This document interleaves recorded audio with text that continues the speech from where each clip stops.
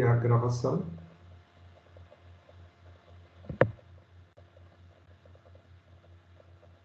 Gravação foi iniciada, beleza. Eu só quero pegar o depoimento aqui da Isabela. Se a Isabela me permite, Isabela, você é como que um termômetro para mim. Pode falar.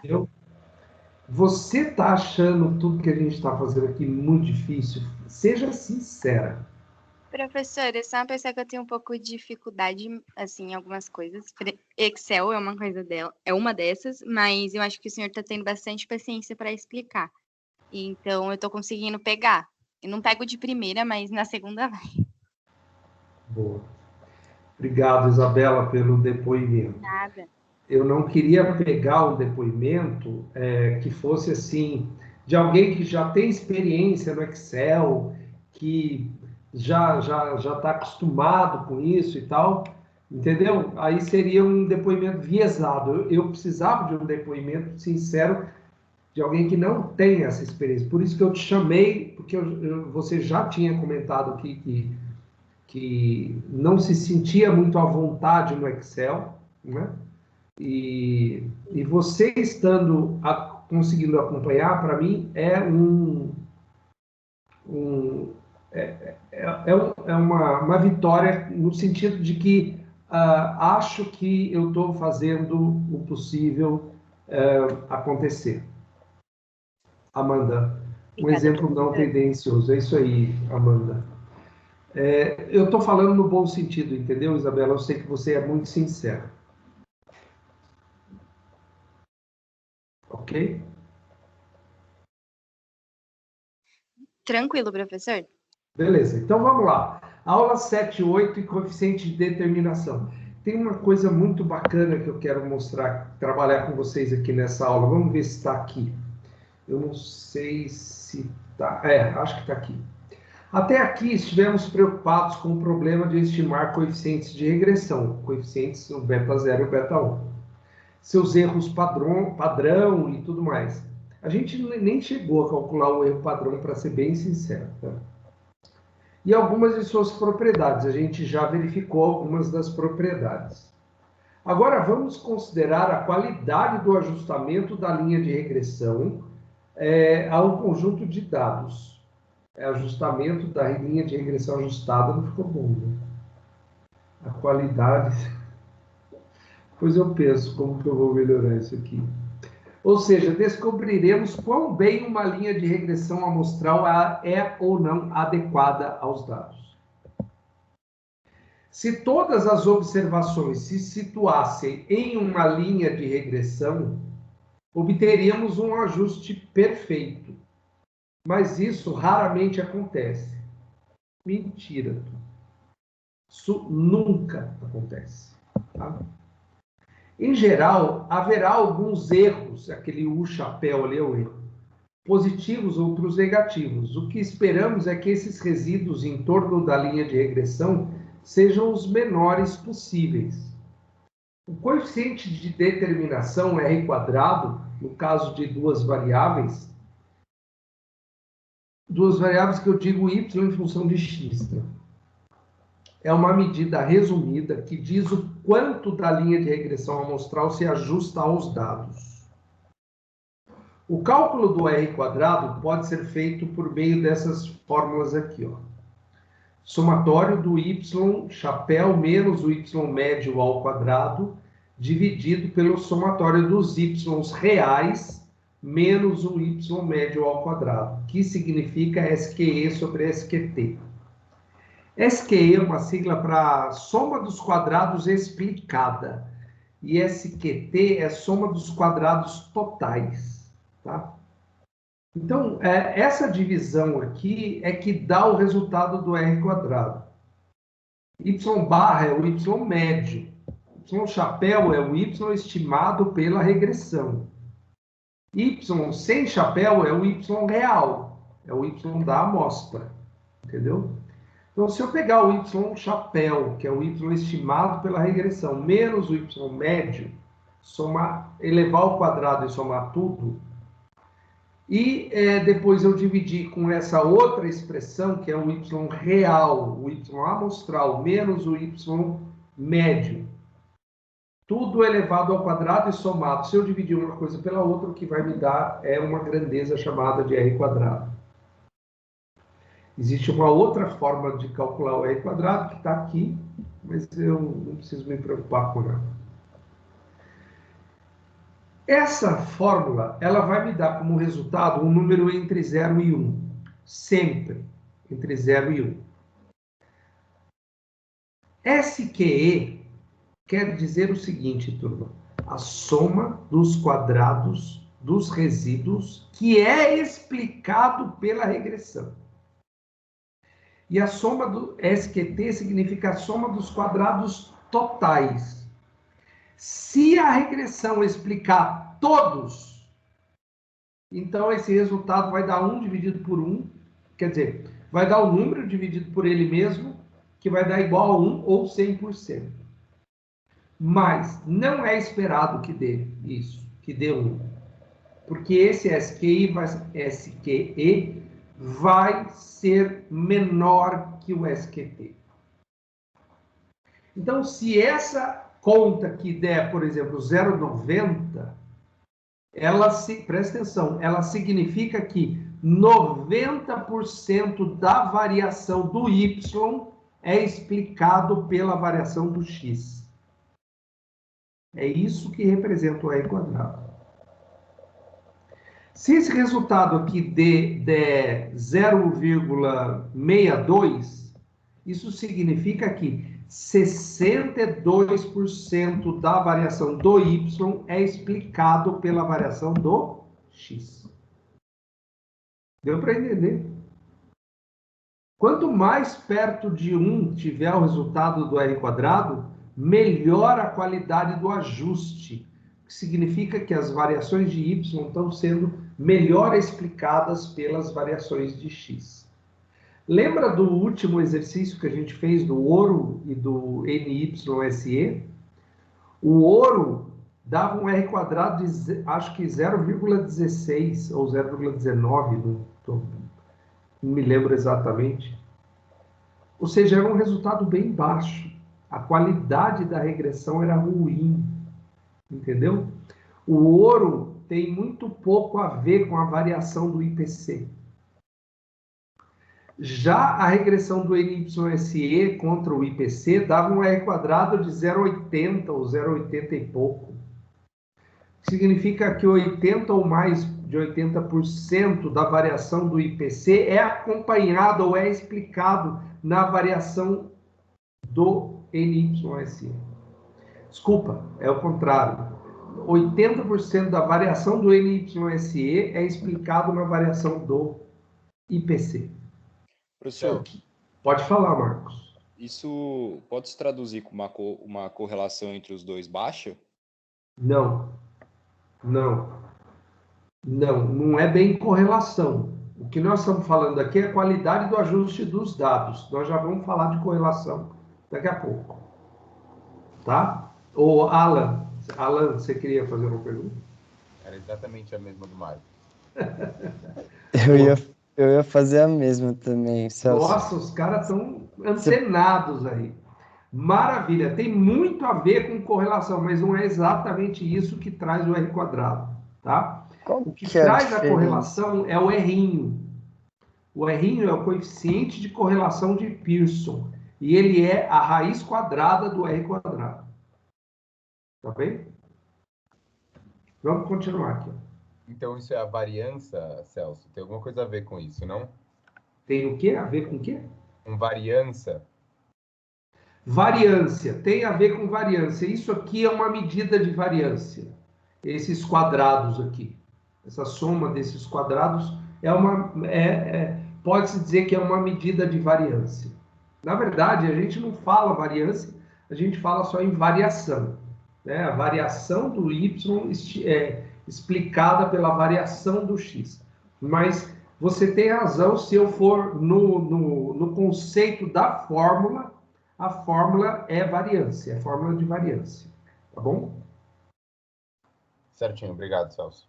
Não. O professor, só antes de você prosseguir, SQT é a soma dos quadrados totais, né, que você falou. Aí você tinha falado o que significava SQ, SQR, mas eu já esqueci. Então tem como você repetir os outros, o SQ e o SQR, tem como você dizer o que significa? O SQE é a soma dos quadrados explicada pela regressão. Tá. O SQR, que aparece aqui, é a soma dos quadrados dos resíduos. Ah, tá bom. Então, o SQT é a soma do SQE com o SQR. Porque do total de quadrados que existe, parte deles é explicada pela regressão e o que não é explicado pela regressão está despejado no resíduo. Então, a soma dos quadrados explicados com os quadrados dos resíduos dá os quadrados totais. Entendi, professor. Valeu mesmo. Entendeu? Então, quando o SQE está bem perto do SQT, aí o R quadrado é alto. Tem pouco para o SQR, tem pouco resíduo. Entendeu? Os erros, os valores são bem pertinhos da reta de regressão, não tem resíduo grande. Ah, tá bom. Vamos lá. O R quadrado assim definido é conhecido como coeficiente de determinação e é o indicador mais usado para medir a qualidade do ajustamento de uma regressão. Ele mede a proporção ou percentual da variação de y, que é explicada pelo modelo da regressão. O R quadrado é um número não negativo que está entre 0 e 1. Quanto mais próximo de 1, melhor a qualidade do ajustamento dos dados. Um R quadrado igual a 1 indica um ajustamento perfeito. Por outro lado, um R quadrado igual a 0 significa que não há qualquer relação entre y e x. Na real, nunca vai ser 1 e nunca vai ser 0. Tá? Algo estreitamente relacionado, mas conceitualmente diferente do R quadrado, é o coeficiente de correlação linear de Pearson, que é uma medida do grau de associação entre variáveis e pode ser calculado como a raiz quadrada do R quadrado. Ele tem uma fórmula própria dele, que é uma fórmula bem parecida com a fórmula do beta 1, que a gente viu na aula passada. Mas a gente não vai precisar usar essa fórmula, não. Ele também pode ser obtido pela HP12C. Eu me lembro que na aula passada, quando eu ensinei vocês a usarem HP12C, eu falei uma hora, ó, isso aí que deu é o R-inho. É um negócio chamado R-inho. É o coeficiente de correlação linear de Pearson. Então, o coeficiente de correlação linear, ele tem uma característica que é o seguinte. Ele só mede o ajustamento pela linha. Então, ele não faz o menor sentido se a fórmula da regressão não for linear, se for uma fórmula quadrática, ou se for, sei lá, hiperbólica, ou logística, ou logarítmica, por exemplo. Ele não faz o menor sentido, entendeu? Ele só faz sentido para regressões lineares, tá bem? E ele mede a correlação do x com o y. É isso que ele mede, a correlação. Ele varia de -1 até 1. Quando ele dá negativo, significa que o aumento do x está associado à queda no y. Quando o R dá positivo, significa que o aumento do x é acompanhado por um aumento do y. Entendeu? Quanto mais próximo de um positivo ou negativo, maior é a correlação entre as variáveis. Correlação é a palavra. Professor, o senhor pode repetir? Quando o R dá positivo, significa que... Que quando o x aumenta, o y também aumenta. Obrigada. Quando o R dá negativo, significa que quando o x aumenta, o y cai. Simples assim. Aqui tem uma ilustração que vem do livro do Gujarati, que é bem elucidativa. Ó. Se os pontos estiverem perfeitamente alinhados em uma trajetória ascendente, então o R dá mais 1. se eles estiverem perfeitamente alinhados numa trajetória descendente, o R' dá -1.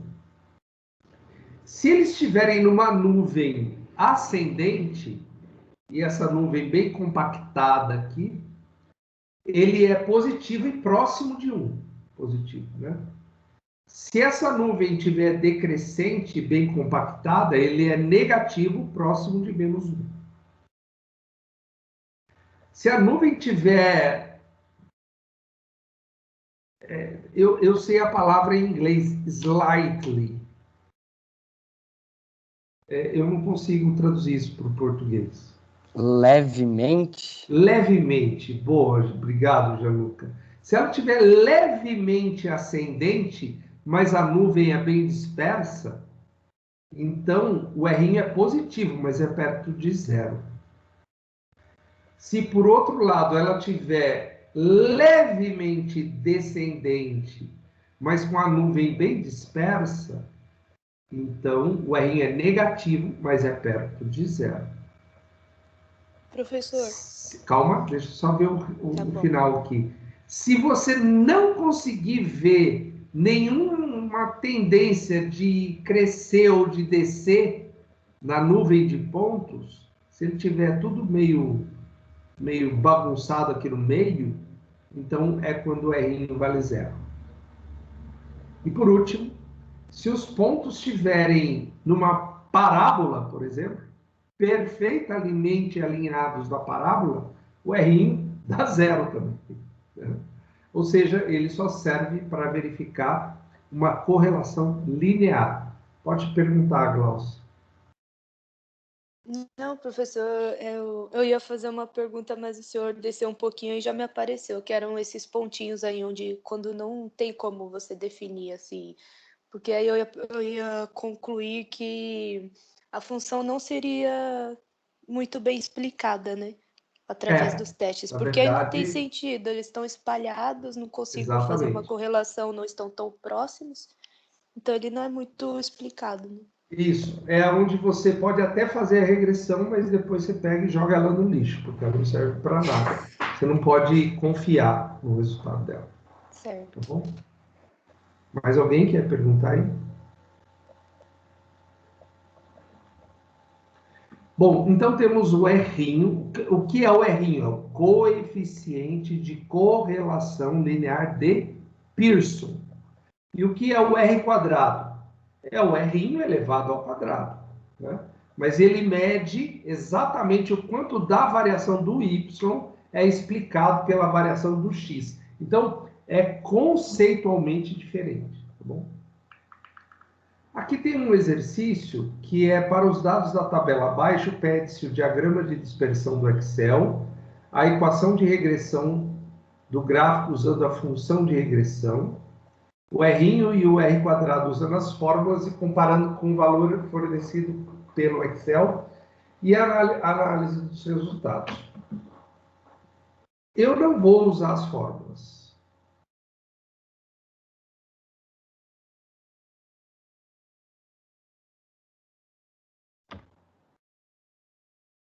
E eu não vou botar cálculo, eu vou botar obtém. R e R quadrado fornecido pelo Excel e a análise dos resultados. Bora lá? Os dados estão aqui, ó. Anos de estudo e salário médio em dólares por hora.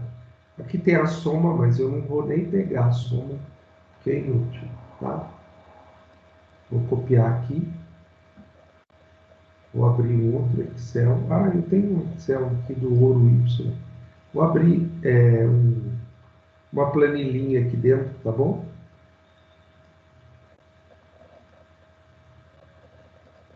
Assim eu subo um arquivo só.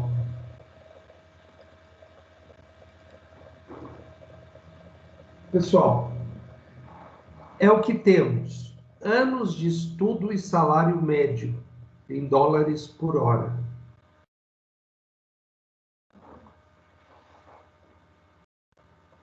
Desafio para você.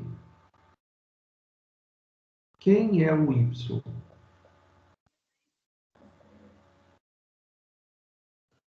É o salário médio? A Isabela acha que é o salário médio. Alguém com... Isabela, não foi Isabela? Professor, foi a Gláucia. Foi a Gláucia que falou? Acho que foi. Ah, não, foi a Amanda? Fui eu. Eu não. Não tá aparecendo quem Fui fala eu, aí. não. Não fui eu, não, Pro. Quem foi que falou para mim? Foi a Amanda? Amanda. Tá bom. Amanda acha que o salário médio é o Y. Alguém concorda com a Amanda? Eu? Boa. É o Felipe? Sim, professor. Felipe Carvalho concorda com a Amanda. Alguém mais concorda com a Amanda? Eu acredito que seja também. A Gláucia concorda com a Amanda. Isabela? Professor, eu acho que também. Também concorda com a Amanda. Mais alguém concorda com a Amanda? Também acho que é Y. O Alan também concorda com a Amanda. Mais Eu alguém quer se manifestar? Pode falar. Quem é? Eu também, professor. Eu também não vi quem é. Fala para mim quem é. Foi o Pedro. Eu consegui o microfone agora. É o Pedro, agora tá falando. Opa, aí sim, Pedro. Bom, então eu tenho bastante gente aqui que concorda com a Amanda, que acha que o salário médio é o Y. Ô, Amanda, você tá aí? Tá me ouvindo? Tô. Tá. Você pode explicar para mim por que você acha que o salário médio é o Y? Porque, tipo, na minha cabeça veio a comparação entre anos de estudo e o salário médio da pessoa, o valor que ela recebe de salário em comparação com os anos de estudo, na verdade. E por que o salário médio é o Y e não os anos de estudo? Ixi, agora eu não sei. Alguém pode ajudar, Amanda, por favor? Alan? Professor, Ah, o Alvair, porque eu beleza. acho que faz mais sentido você querer entender, querer explicar o salário médio. Você quer. Calma aí, deixa eu pensar, deixa eu colocar as palavras em ordem aqui. Professor, é a questão da correlação entre anos de estudo e salário médio? Não, a gente ainda não está falando de correlação. Eu só estou perguntando quem é o Y. É porque se você o colocar o salário salário. Pode falar. É porque o salário médio é definido pelos anos de estudos e não vice-versa. Então, Y é definido por X e não vice-versa também. Gláucia? Eu acho que tem algo a ver com a variável dependente e a independente. Alvair, quer completar? Acho que Então, isso. é porque eu acho que faz mais sentido você querer pegar o salário médio, explicar o salário médio da pessoa utilizando os anos de estudo, que você explicar os anos de estudo através do salário médio. Eu acho que faz mais sentido. Muito bem. Obrigado. Todos estão corretos, tá? Todos desde o princípio. E a explicação de que você será cobrado disso, de identificar ou interpretar quem é o Y e quem é o X. Você tem que lembrar, Y é a variável dependente, Y é função de X, ou seja, Y depende de X. O salário depende dos anos de estudo e não vice-versa. Ok? Então, quem é o Y? Salário médio. Tá bom? Eu vou só pegar aqui o salário e escrever Y aqui na frente. E anos de estudo, eu vou escrever X aqui na frente para ficar bem claro para você. E eu acho que essa explicação aqui dá conta do tema. Correto? Alguém não entendeu? Quer perguntar? Eu queria perguntar uma coisa, se a gente será cobrado de explicar o motivo por salário ser Y.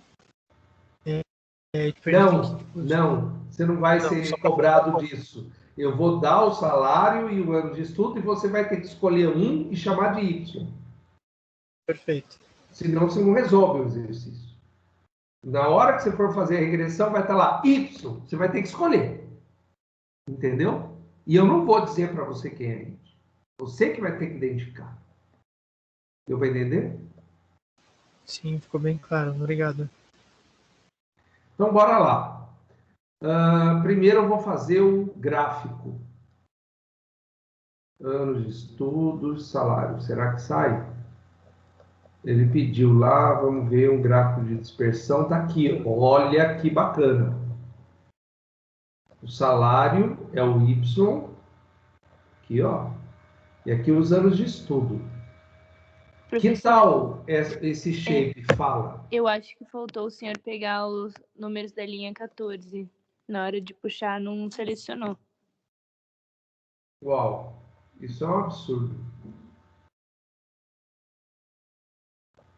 Ô, professor, eu tentei copiar lá do Word para colar no Excel, só que ele não está colando no formato correto. Você usou alguma tática aí, alguma coisa? Não, não usei tática nenhuma, só usei o copiar e colar. É só entrar em dados e botar de texto para coluna. Na hora que você colar, que ele vai corrigir esse problema.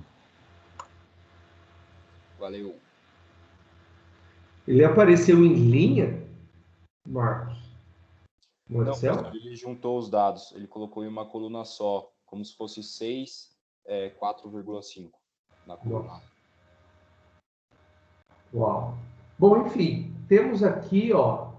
Se você não conseguir, aí você fala para mim, tá, Marcos? O que lhe parece esse shape aqui dos pontos, ó? Vou copiar e colar lá no Word. Aqui é a letra A. Eu vou aqui embaixo, ó. A letra A. Vamos mandar ver o gráfico aqui direto.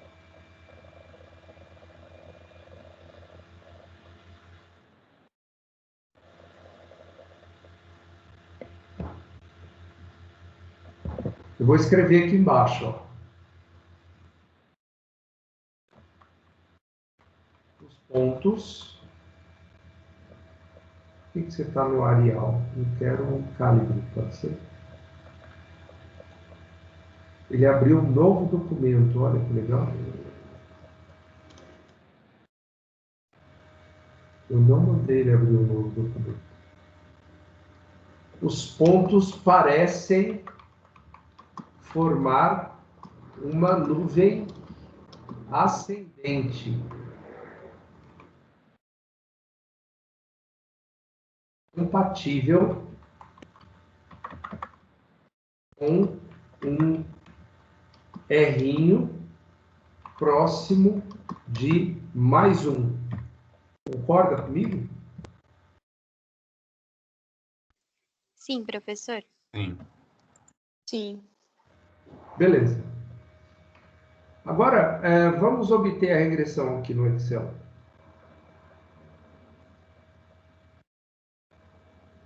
Eu posso já pegar um ponto aqui com o botão direito do mouse, adicionar a linha de tendência e aqui embaixo exibir a equação e exibir o R quadrado. Pronto, só fazendo isso eu já tenho o resultado da equação e do R quadrado. Olha o R quadrado 0,90. E a equação tem um beta 1 positivo, que significa que mais anos de estudo correspondem a mais salário. Ok? Então agora eu vou trabalhar essa linha aqui, ó, botar ela contínua, tipo de traço. Contínuo, e vou escolher uma cor vermelhão aqui para ela e mais grossa. Olha que bacana. Agora eu vou copiar isso aqui e colar lá no Word.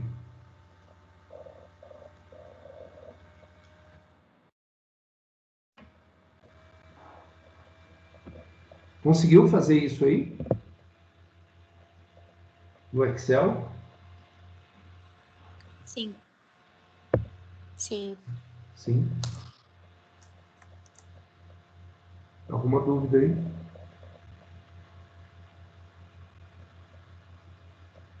Celso, o que explicaria uma pessoa que trabalha 11 anos receber menos do que alguém que trabalha 10, que estudou 10? Isso é só uma amostra. Tá, então seriam dados de pessoas individuais, não de... Sim, são dados reais. São 18 pessoas que foram selecionadas para compor essa amostra. Provavelmente essa seleção foi aleatória. Na verdade, a seleção foi feita de acordo com os anos de estudo. Eles queriam uma pessoa com 6 anos de estudo, uma pessoa com 7 anos de estudo e assim por diante. Foi o que eles conseguiram obter.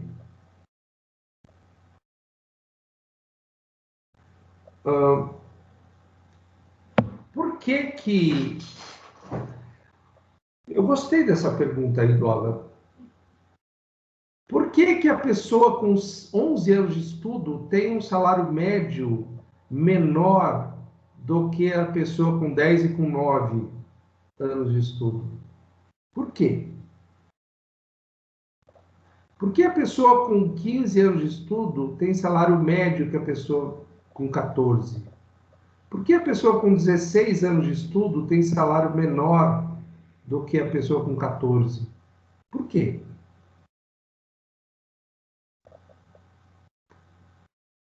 Professor, porque é aleatório, pode acontecer, né? Tá bom? Isso. Diferentes profissões, um é médico e outra uma outra função que ganha em média menos, um designer, talvez. Boa. Observe que os pontos, eles não estão perfeitamente alinhados. E não é esperado que eles estejam perfeitamente alinhados, Alan. Nunca eles estarão, para ser sincero para você. Só existe uma hipótese desses pontos estarem alinhados.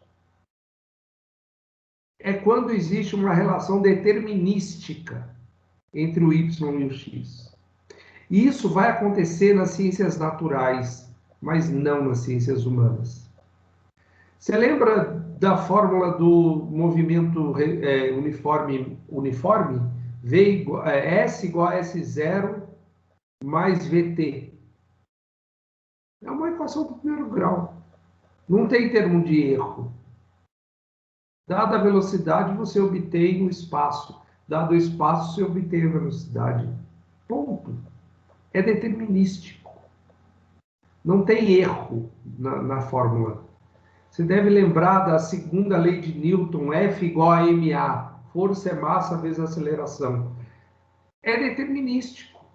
Dada a massa, dada a aceleração, obtém a força. Ponto. Não tem erro na fórmula. Isso é ciências naturais. Em química vai acontecer isso, em biologia vai acontecer isso, em medicina vai acontecer isso. Nas ciências humanas, não. Nunca vai acontecer isso. E a economia é uma ciência humana. Por isso que ela é trabalhada com a estatística, que assume a incerteza como parte do show, como parte do processo. Então, o que nós vamos trabalhar aqui é com um imponderável comportamento humano. Tá bem? Celso. Fala. Como que você fez sair os números de G0 e G1 aí da linha que você fez no gráfico mesmo? Aqui, eu peguei um ponto qualquer do gráfico com o botão esquerdo do mouse. Quando seleciona todo assim, você aperta o botão direito do mouse. E aí você põe aqui, ó, adicionar linha de tendência. E aí você rola para baixo e seleciona aqui exibir equação e exibir R quadrado. Pronto, é só isso. Tá bom, obrigado. Não. Agora vamos fazer a regressão. Vamos parar de brincar, porque isso aqui é brincadeira de criança, né, turma? Vamos fazer a regressão. Ó, dados, análise de dados, regressão ok. Y. Y é o salário. X. X são os anos de estudo. Ok? Beleza. Aqui tem o beta 0 e o beta 1. Aqui tem o R quadrado e tem o R. Então, vamos pegar esses caras aqui. Eu vou copiar só até aqui, ó. Do resto, eu não vou copiar, não. Eu vou colar no Word.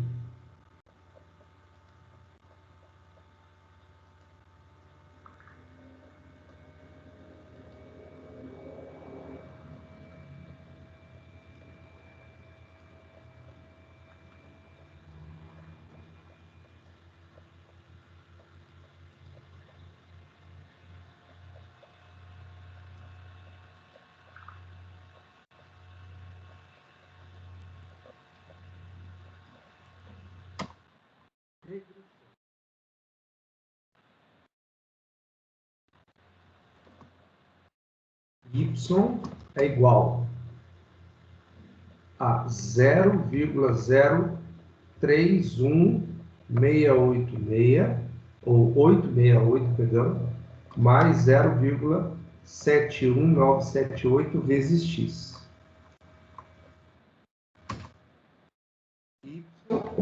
Y representa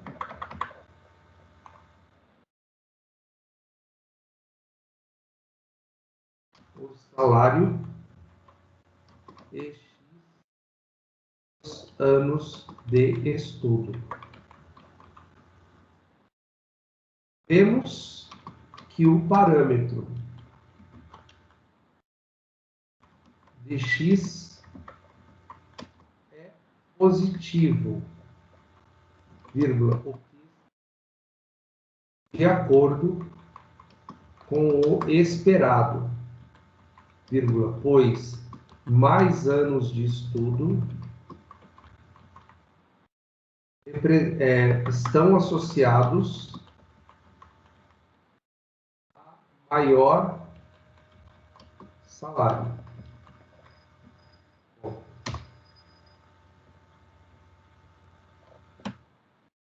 Coeficiente de determinação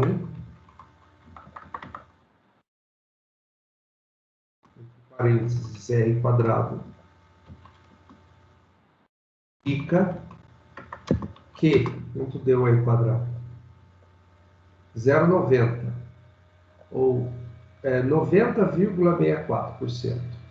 90,64% da variação do salário é explicada pela variação dos anos de estudo, vírgula, o que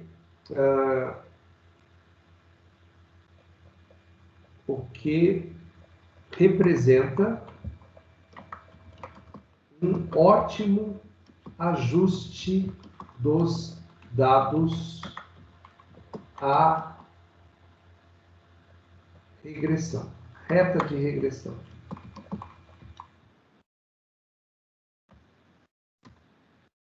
Adicionalmente, vírgula, o coeficiente de correlação de Pearson, entre parênteses, R,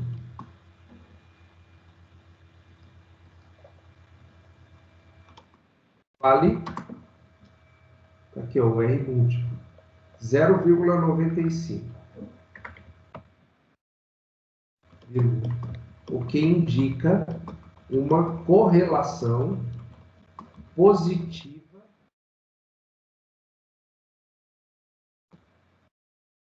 bastante forte entre as variáveis estudadas. Por fim, quanto deu beta 1? Deu 0,71, aproximadamente 0,72, né?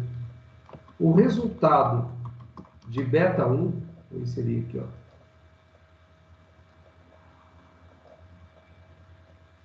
Beta.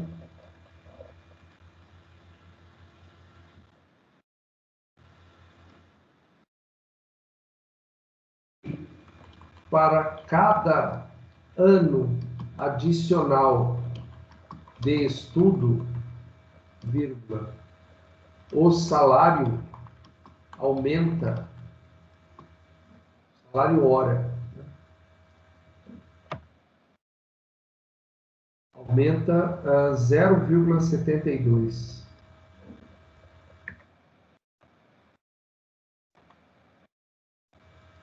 É dólar, né?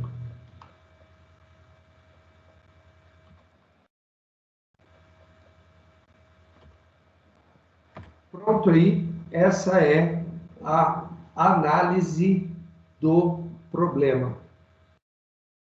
Quero saber se você entendeu isso que eu escrevi, se ficou alguma coisa esquisita e você quer perguntar.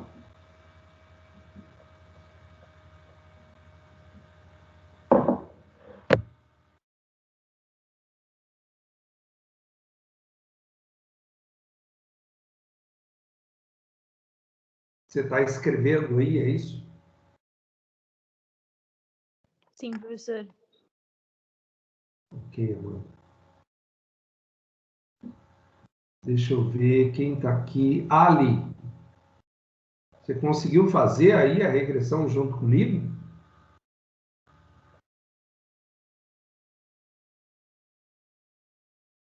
Ali? Estou fazendo.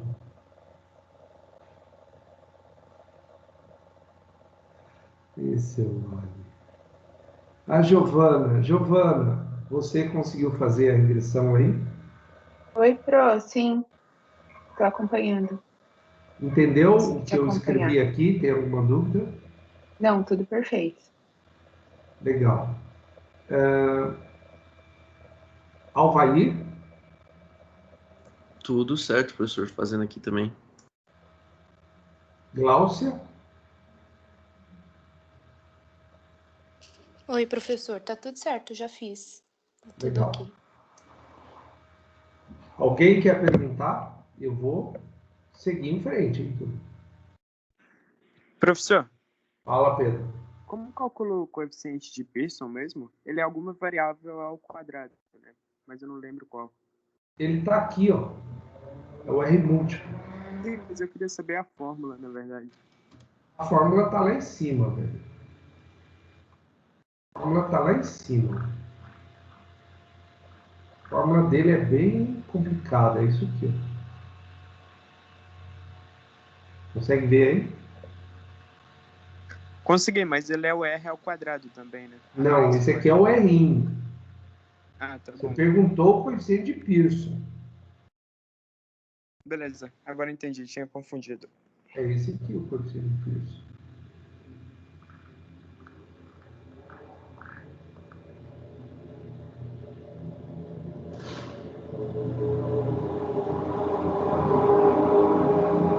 Isso aqui tá ruim.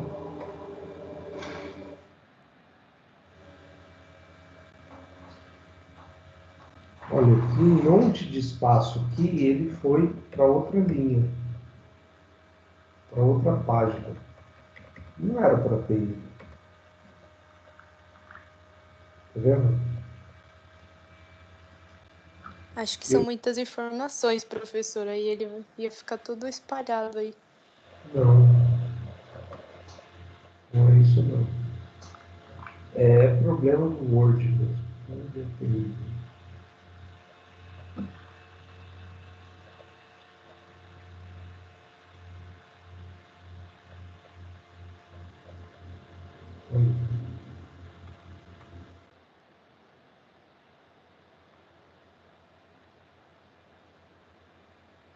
Foi.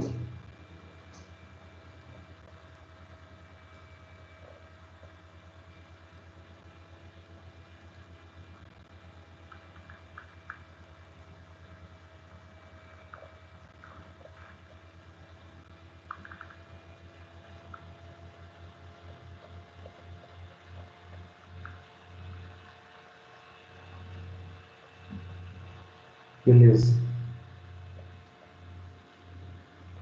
Pessoal, tem mais um assunto que eu queria trabalhar com vocês hoje. Eu posso passar para baixo? Eu vou subir esse arquivo aqui depois para a pastinha de materiais de aula, tá bom? Depois da aula. Caso alguém não tenha conseguido escrever tudo aí. Beleza? Sim, professor. Certo, professor.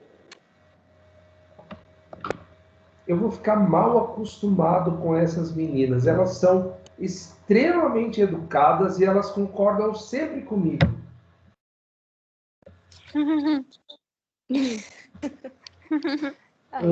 Enquanto eu estou entendendo, eu vou indo. Legal. Exatamente. Eu estou elogiando vocês porque vocês são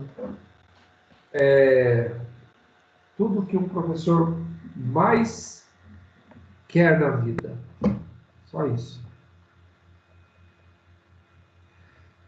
Você quer ver? Ó, vou dar um exemplo para vocês. Ô, Ali, e aí? Você conseguiu fazer? Você estava fazendo?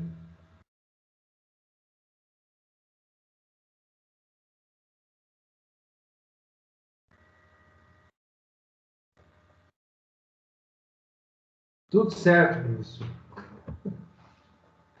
Então tá bom. Eu vou falar um pouquinho com vocês sobre regressão versus causação. Na verdade, a palavra aqui boa não seria regressão, seria correlação versus causação. Isso aqui é um pequeno texto, tá, que eu peguei do Gujarati. Eu gostaria que você acompanhasse comigo para poder entender essa dicotomia entre correlação e causação, tá bem? Isso é importante. Embora a análise de regressão lide com a dependência de uma variável em relação a outras, isso não implica necessariamente em uma causação. Nas palavras de Kendall e Stewart, uma relação estatística, por mais forte e sugestiva que seja, nunca pode estabelecer uma conexão causal. Nossas ideias de causação devem vir de fora da estatística, em última análise, de alguma teoria.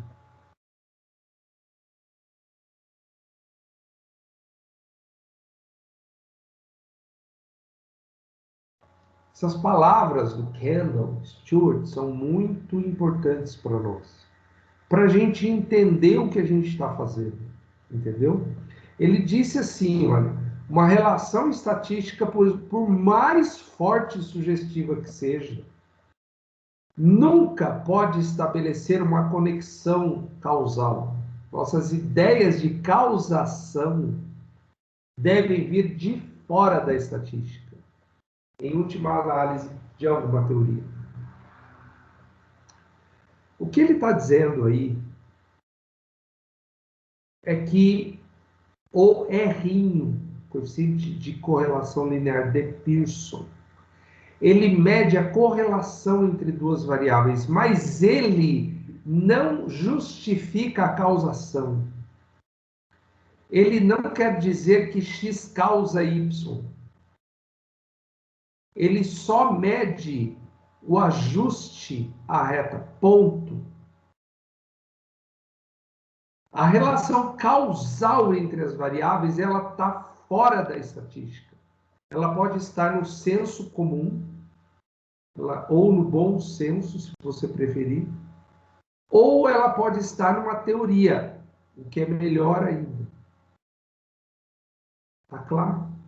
Se não tiver na teoria, se não tiver uma boa razão para você acreditar que, de fato, uma variável está causando a outra, você pode estar caindo numa armadilha muito perigosa, chamada de regressão espúria, que é a regressão sem sentido.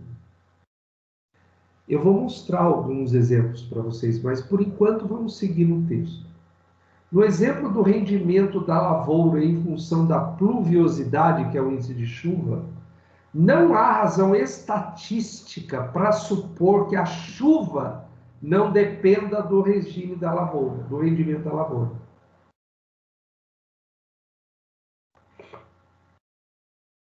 Tá ruim de entender isso aqui, né? Se não, está errado, né? Não há razão estatística para supor que a chuva depende do rendimento da lavoura. É a mesma coisa o salário, né? Não há razão para eu entender que o salário depende, que o anos de estudo depende do salário. O fato de tratarmos o rendimento da lavoura como dependente da chuva decorre de considerações não estatísticas. O senso comum sugere que a relação não pode ser invertida, pois não podemos controlar a pluviosidade por meio de uma variação no rendimento da lavoura. Exatamente o mesmo raciocínio vale para anos de estudo e salário. Eu não posso dizer que o anos de estudo depende do salário, porque não é possível eu achar que eu vou controlar os anos de estudo mudando o salário. Entendeu? Em todos os exemplos já tratados até aqui, é importante notar que uma relação estatística por si própria não implica logicamente numa causação. Para atribuir causação, devemos recorrer a considerações a priori ou teóricas. Portanto, no exemplo do consumo versus renda, já citado, a gente fez isso em outra aula, podemos invocar a teoria econômica para dizer que a despesa de consumo depende da renda real. Tá certo? Então, quando existe uma teoria econômica por trás, ótimo, nosso trabalho faz sentido. Se não existe uma teoria econômica por trás, você corre sério risco de estar trabalhando com uma regressão espúria, sem sentido. Então, não é o errinho que garante que existe causação entre as variáveis, que o Y, de fato, depende do X, que o X causa o Y. Não é o errinho que diz isso. É fora da estatística. Não é nem o errinho, nem o R quadrado.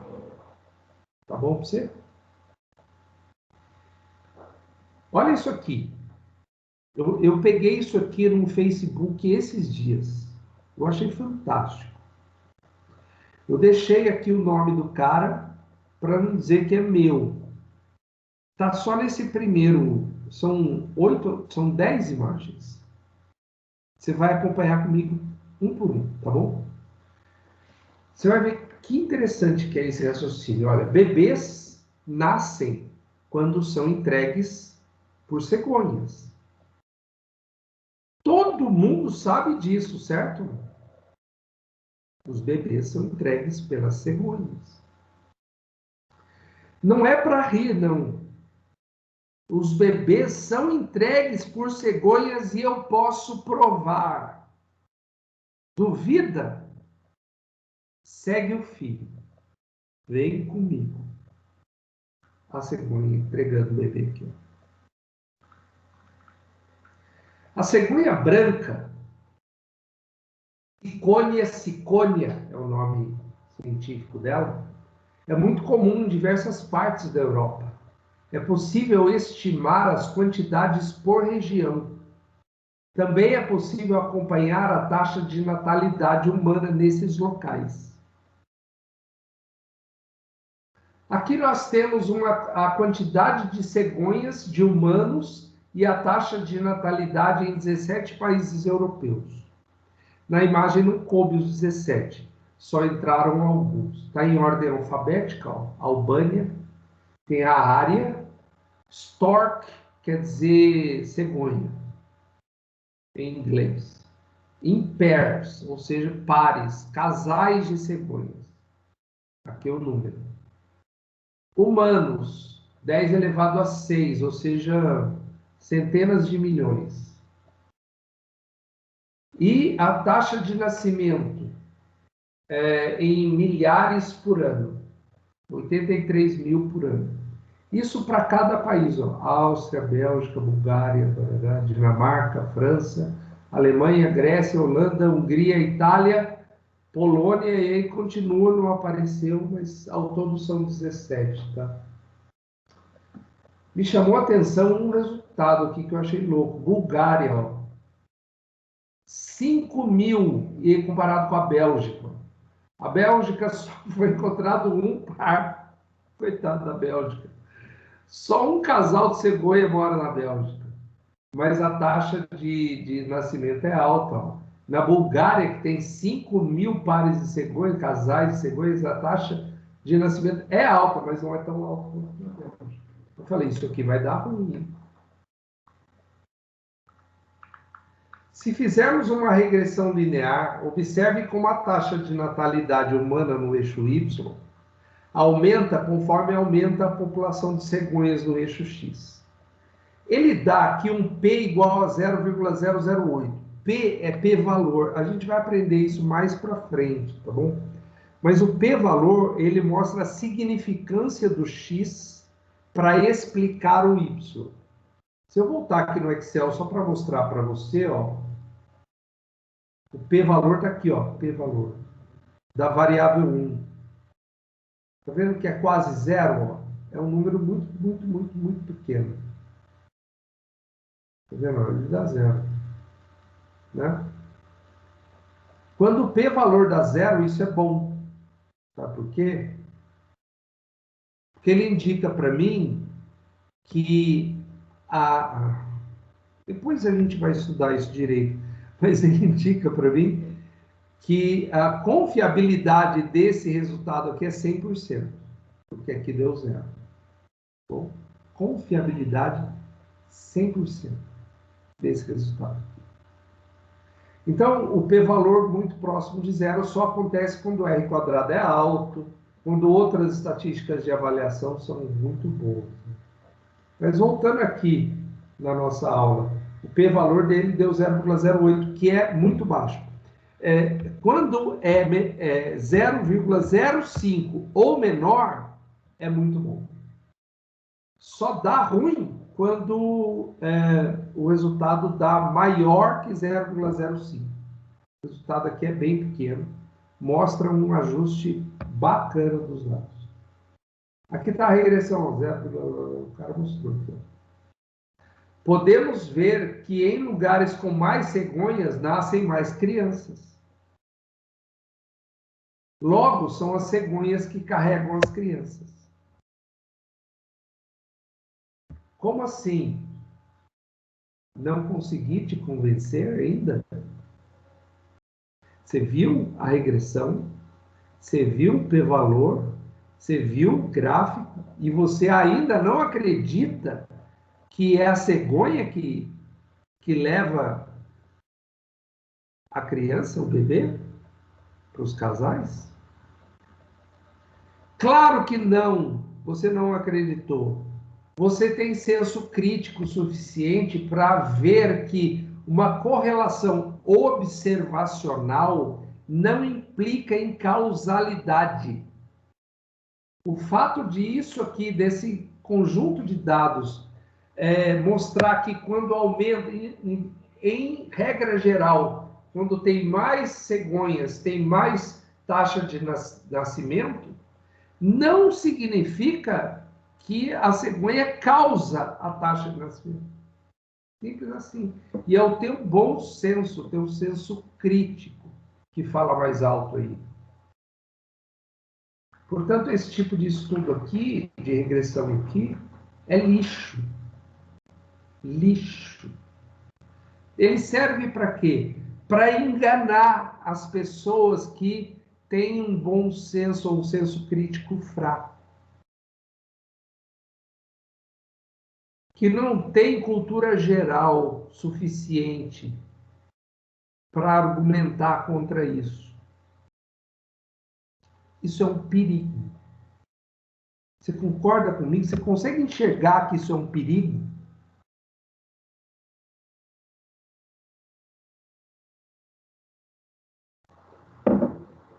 Por que que é um perigo? Porque eu estou pegando supostamente uma ciência para provar uma tese que não tem o menor sentido.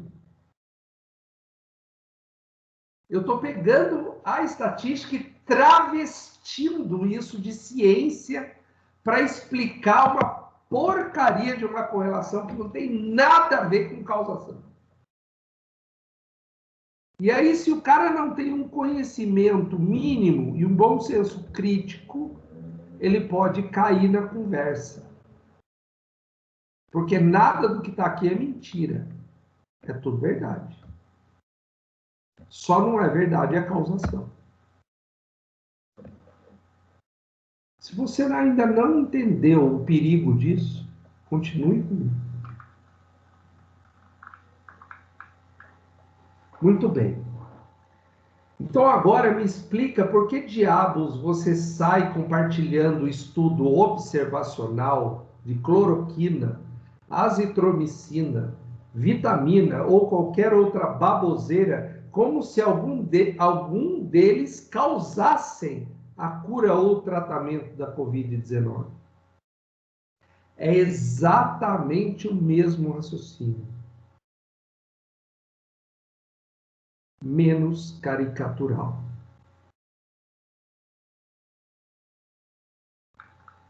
Estudos observacionais abrem brechas para os chamados fatores de confusão.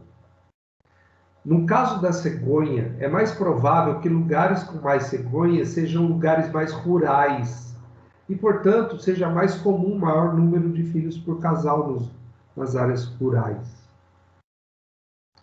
É por isso que poucos ensaios clínicos randomizados adequados, experimentos nos quais há sorteio de amostra, valem mais do que dezenas ou centenas de estudos observacionais quando o assunto é determinar a causalidade e a eficácia de intervenções como medicamentos para o Covid-19.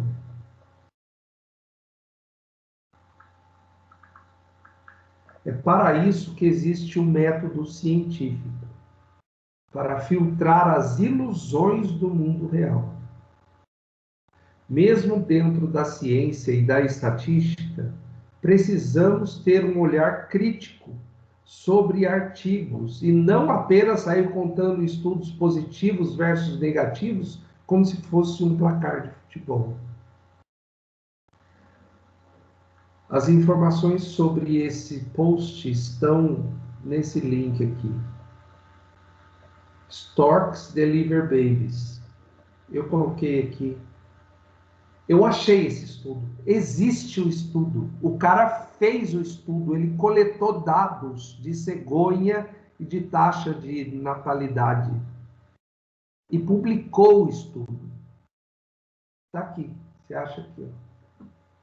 O autor, é o nome. Claro que aqui, nesse estudo, ele não vai falar do Covid-19, tá bom? Ele só vai falar que as cegonhas entregam os bebês. Então, eu sei que muita gente aqui, é comum a gente ver, infelizmente, é comum a gente ver pessoas que defendem esse tal tratamento precoce. Eu tenho uma irmã que defende isso com unhas e dentes. Ela acredita claramente que tem uma doutora chamada Raíssa, lá em Porto Seguro, que usa isso e consegue bons resultados. Vou repetir aqui, resultados observacionais. Não tem estudo randomizado. Não tem amostra aleatória. Não tem método científico que levou ao resultado positivo para esses remédios. Por isso, eles são, nos Estados Unidos, eles estão proibidos de serem receitados.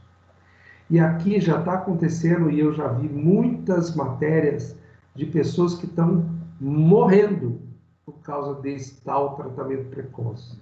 Essa azitromicina destrói o fígado da pessoa. Entendeu? Se a pessoa tem problema de fígado, essa azitromicina aí vai azarar a vida da pessoa.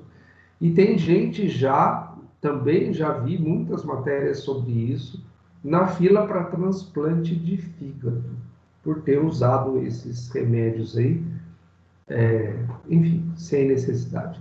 Então, eu não estou aqui para defender A ou B, eu estou aqui para defender o método científico, só. Só me interessa a ciência, entendeu? Tem um grupo de amigos meu no WhatsApp, outro dia um rapazinho que estudou comigo no colégio, 30, 40 anos atrás, muito educado, muito bacana, um sujeito, nossa, 100%. Ele colocou 2 vídeos de depoimento de 2 médicos que recomendam o tratamento precoce. E aí ele escreveu embaixo assim, não é nada pessoal. Eu gostaria que isso ajudasse as pessoas. Eu não estou aqui para polemizar com ninguém. Não quero abrir discussões, não quero entrar em choque com vocês, com ninguém. Eu só estou colocando isso na esperança de que isso possa ajudar alguém. Assim. Aí eu botei isso lá. Esses prints aqui. Botei tudo lá. E escrevi embaixo assim, não é nada pessoal. É só ciência. Então eu não estou aqui para criticar, nem para nada disso. Eu estou aqui para defender o método científico. E isso aqui é um ótimo exemplo para você entender como é diferente a correlação e a causação. Se não tiver uma teoria por trás que explique, não dá para dizer que é causação. Eu vou mostrar alguns outros exemplos para vocês. Mas antes eu quero ouvir alguma coisa de vocês sobre o que foi dito até aqui. Eu fui muito grosseiro, eu fui muito, duro no que eu falei, ou você consegue acompanhar o raciocínio e entender que o que está aqui falando alto é a ciência e não o achismo. Por favor, alguém. Professor. Não, fala aí primeiro. Eu só ia fazer um breve comentário. Eu ia pedir encarecidamente para você colocar o slide com essas atualizações já para eu poder mostrar para algumas pessoas, por favor. Assim que terminar a aula, isso aqui sobe para a aba Materiais de aula. Aliás, isso aqui está na aba Materiais de aula.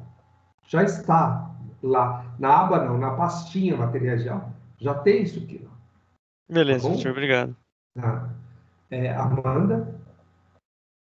Professor, eu achei bem interessante. No início, eu achei que era algum tema com outra relação, mas relacionando temas que a gente está acostumado no cotidiano, dá para entender melhor essa questão de causalidade. Eu tinha ficado um pouco perdida, mas realmente, se não adianta você pegar uma pequena parcela e querer falar assim que por conta disso, de você usar um certo medicamento, o uso do medicamento é a causa disso daqui, disso dali. Então, você tem que pegar realmente... Foi a questão, eu não sei, me corrija se eu estiver errada, mas acho que foi a questão da gente pegar os números aleatórios. Sim, exatamente. Então, imagino que, não dá para pegar casos isolados que deram certo com a aplicação da medicação e tal, enfim. Mas também tem toda a questão política por trás, coisa toda, mas... Exatamente. Eu tentei passar meio na tangente disso daí, evitando a discussão política. Mas, de fato, tem, né? Mas o que a gente está aqui é discutindo a ciência. Simples assim. Mais alguém pode falar para mim alguma coisa?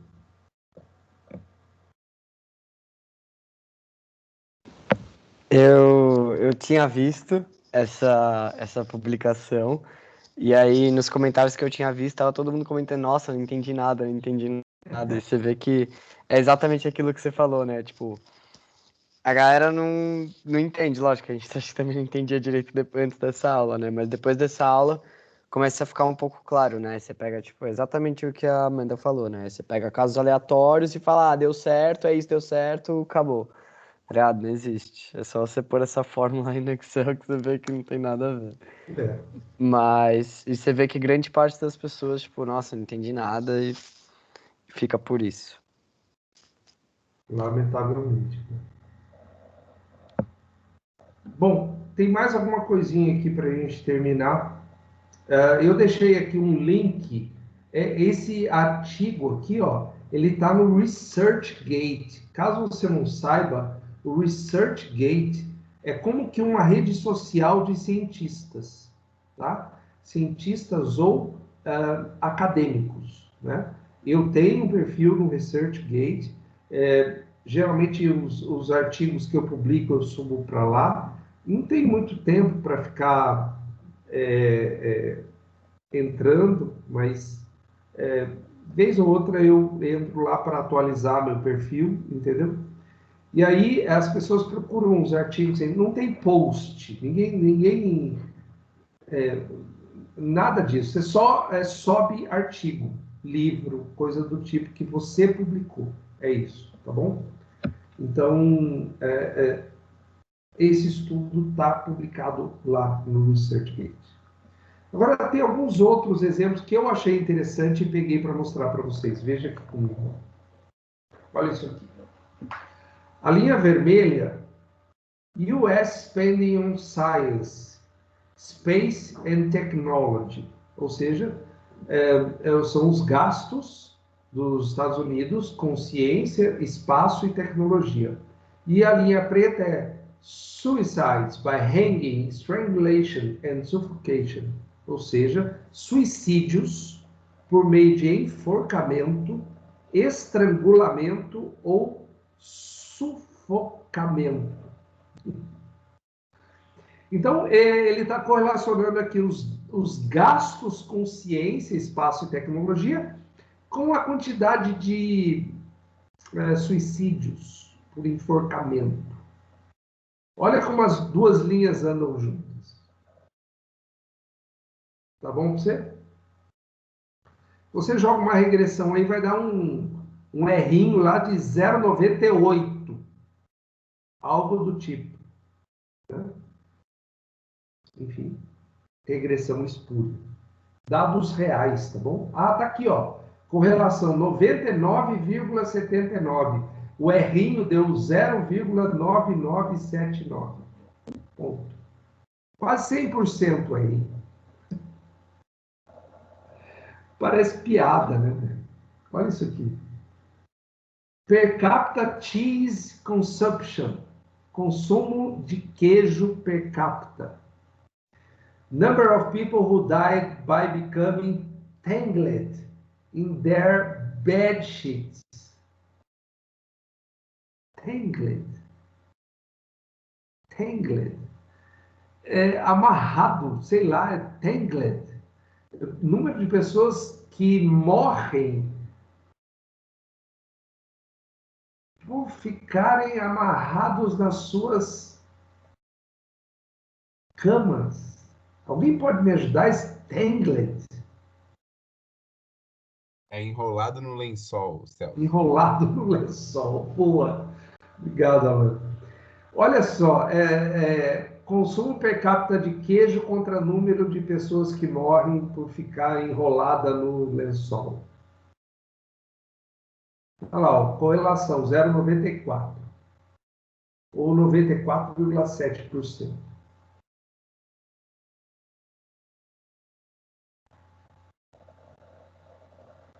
Ah, isso aqui é piada. Isso aqui é piada.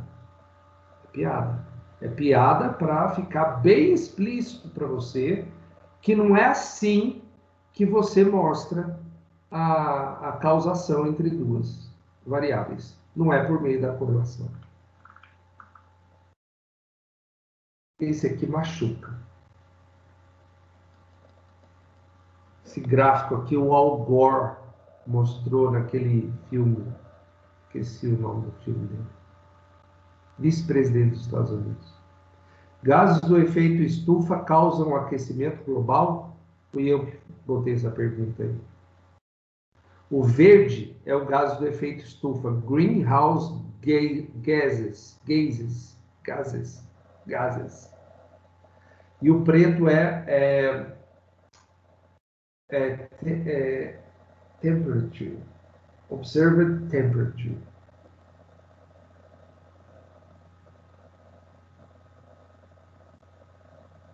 O Al Gore mostrou esse gráfico no filme dele, para dizer que os gases do efeito estufa causam o aquecimento global. Desculpa, falei que isso aqui machuca. Vou te falar uma coisa. Eu sou físico, engenheiro, tá bom? O efeito estufa sequer foi provado. Sequer foi provado. Os gases do efeito estufa não correspondem a 0,6% dos gases da atmosfera. Então, quando você diz aqui que os gases do efeito estufa causam o aquecimento global, você está dizendo que 0,6% dos gases da atmosfera provocam o aquecimento da Terra. Vou te falar mais uma coisa. O que determina o clima da Terra é o Sol. Posso repetir para você se quiser. O que determina o clima da Terra é o Sol. Outras coisas que impactam muito no clima da Terra é a variação da posição da Terra em relação ao Sol. E isso varia.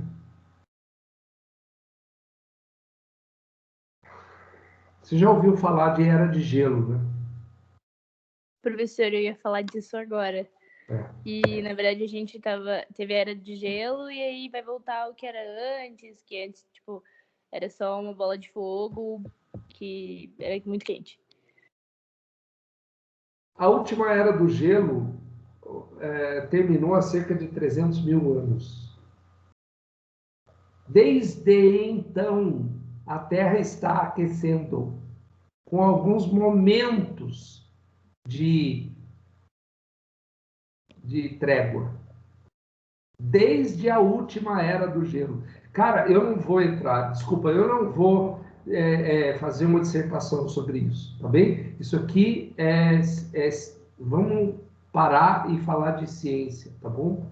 Eu queria ver alguém provar só que os gases do efeito estufa causa o aquecimento global. Eu só queria provar. Até agora ninguém provou. Tá bom? E o Al Gore usava esse gráfico para mostrar que causa. Desculpa, não é por causa do gráfico que causa. Tá bom? Então, abre um pouco, sabe? Não fica...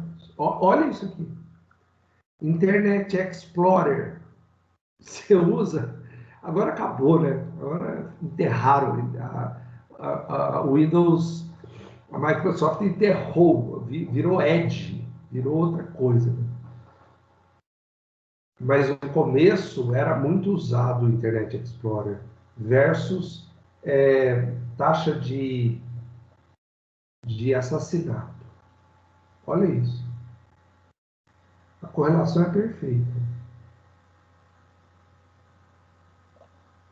Então, a taxa de assassinato caiu porque as pessoas pararam de usar o Internet Explorer.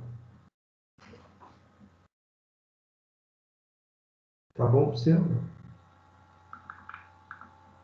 Isso aqui é uma tirinha para fechar a aula de hoje.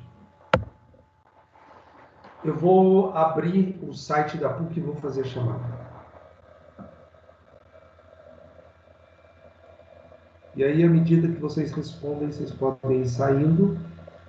Eu desejo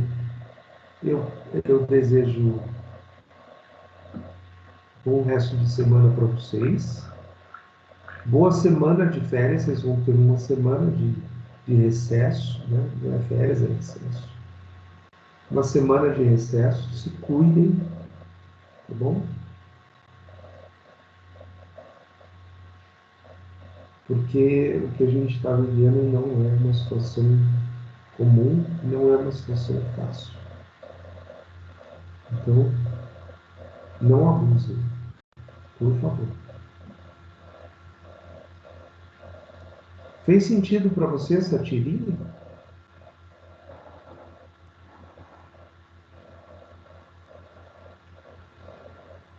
Sim, Talvez. professor. Eu gostei do talvez. Maybe. Boa, pegou o espírito. Ai.